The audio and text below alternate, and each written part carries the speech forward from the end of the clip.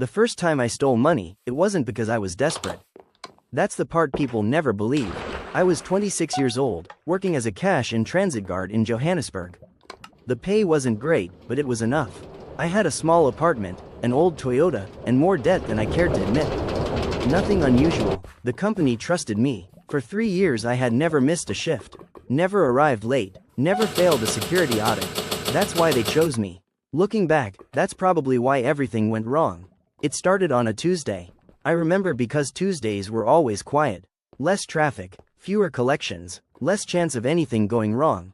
My partner, Willem, was driving while I checked the route sheet. "Looks like an easy day," he said. I nodded. I didn't know it would be the last normal day of my life.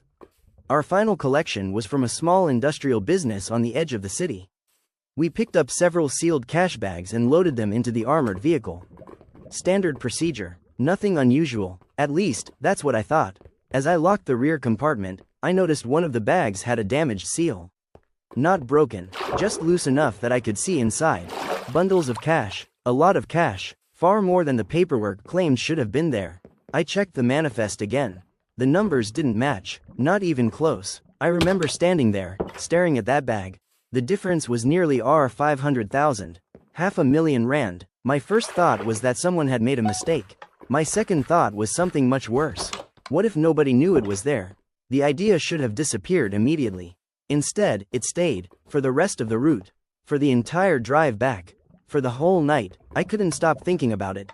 R500,000, one bag, one opportunity. The next morning, I checked the reports.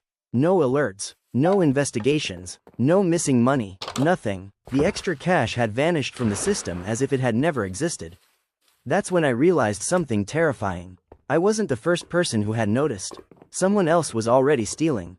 And 3 days later, someone knocked on my apartment door. When I opened it, a man I'd never seen before smiled and handed me an envelope. Inside was a photograph. It was me, standing next to the cash bag. And written on the back were 5 words that changed everything. "I know what you saw.